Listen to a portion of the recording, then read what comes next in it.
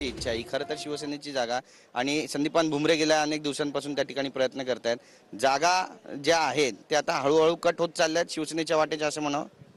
मग जे आमच्यातून गेलेले गद्दार लोक आहे ना, यांना असंच भारतीय जनता पार्टीच्या मागे फिरावं लागणार आहे। शेपूट धरत धरत धरत धरत त्यांची गुलामी त्यांना पत्करावी लागणार आहे ना। आता पत्करलेलीच आहे, आणखी काही दिवसानं बघा वेठबिगारी करावं लागेल त्यांना।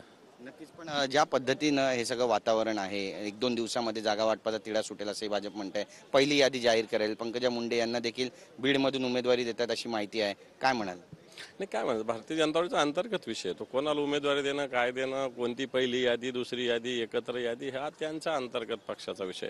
तर मला वाटत नाही मी काय त्याच्याविषयी बोलावं। मुंबईतून पण थेट सामना जो आहे तो राहुल नार्वेकर आणि अरविंद सावंत यांच्यामध्ये आहे। विजय कुणाचा होईल?